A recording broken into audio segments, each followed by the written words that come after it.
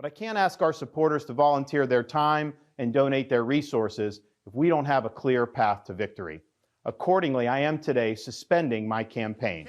To many, the departure of Ron De Santis from the Republican primary race was an inevitability. The only surprise was that he chose to do it when he did, just 48 hours before voters take to the polls in New Hampshire to pick their party's nominee to run for president in November. Trump is superior to the current incumbent, Joe Biden. That is clear. I signed a pledge to support the Republican nominee, and I will honor that pledge.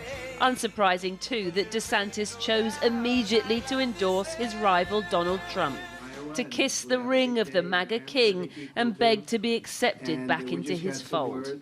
The flattery appeared to work. Before we begin, I'd like to take time to congratulate Ron De Santis and, of course, a really terrific person. And this from the man who made bashing Ron De Santis an art form for most of last year. And then I wanted to think of a name for him, and I just sort of said, he's a sanctimonious guy.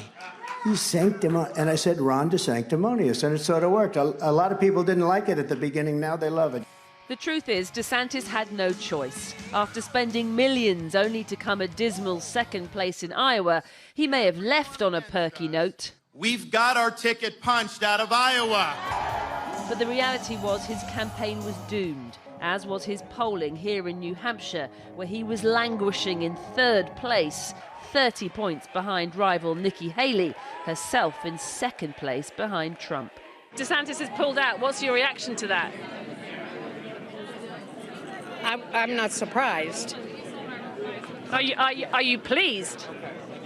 Yeah, I think this is going to be a race between Trump and Nikki, and that's going to be good. DeSantis is basically a non-factor here in New Hampshire. He's dropped to 4% in the polls, and most people in New Hampshire really dislike Ron DeSantis. What was your reaction to DeSantis today? I was fine to have him out. I want a two-person race, and I think this is the time in New Hampshire. If New Hampshire can send Trump home a loser, that would be terrific.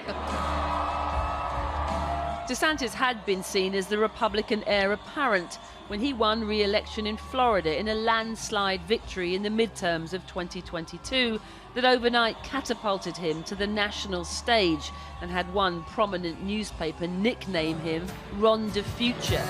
Our governor, he's red, white, and blue. He was Trump minus the chaos, the squeaky clean conservative governor who could simultaneously appeal to the MAGA brigade and liberal Republicans desperate to rid the party of Trump.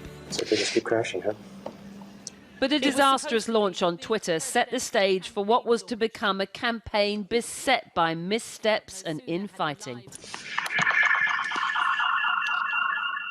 Donors got cold feet, just as Donald Trump was emboldened by a string of criminal charges that helped reinvigorate his Republican support and turn them away from the Florida governor, a would-be Trump who in the end was no match for the man himself, chaos included.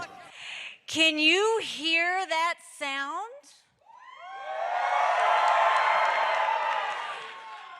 That's the sound of a two-person race. But for how much longer? Nikki Haley is now the only person standing between Donald Trump and his third run at the White House. But with Trump set to soak up the majority of DeSantis voters, that path looks clearer now than ever before. Well, earlier I spoke to Joe Budd, who stood for Congress as a Republican candidate and who founded Club 45 USA, a Trump-backing campaign group during Trump's first run.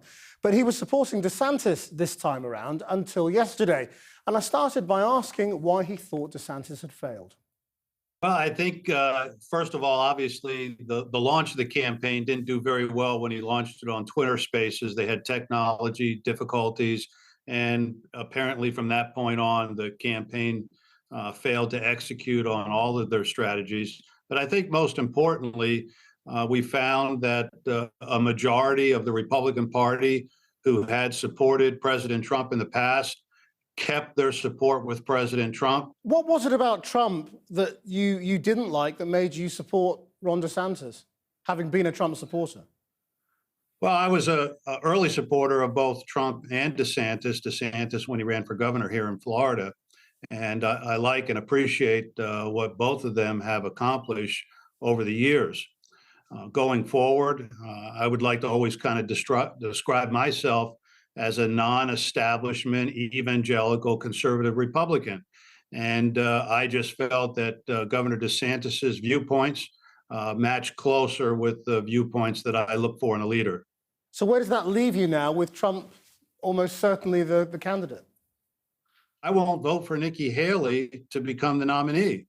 So therefore, it's Trump or nobody else. I mean, I believe that Trump is the best thing for someone who doesn't like the establishment, and Nikki Haley is the poster child for the establishment of the Republican Party. Just explain that, because I mean, a lot of people, you know, have kind of seen through that Trump rhetoric over the years, the man who sort of painted himself as the outsider, but who, of course, was revealed as just another rich guy with rich friends who was sort of very much in it for himself. Well, I mean, there are certainly some reasons to paint him for that, but I think what you get to is the crux of the matter of why he hasn't lost a lot of his support from the Republican Party, because all of the things that he had hoped to accomplish, he had been stymied. His supporters feel that his presidency was cheated with all of these bogus investigations that were going on, like Russian collusion and all kinds of things. And he wasn't able to get his agenda accomplished because of pushback that voters that support him felt like it cheated his administration. I mean, you'd obviously got yourself to a position where you thought Ron De Santis stood a better chance of beating the Democrats, assuming it's Joe Biden at the next election, than Donald Trump. So what do you think things look like now in a contest between Trump and Biden again? Well, I think, first of all, Trump is going to have to find a way to put out an olive branch to many people, not just supporters of Governor DeSantis, who I hear some have dug in their heels and looking at supporting an independent third-party candidacy, or even as we move forward in this primary with those who are supporting Nikki Haley. Joe Bud, thank you very much. Appreciate it. Thank you for your time.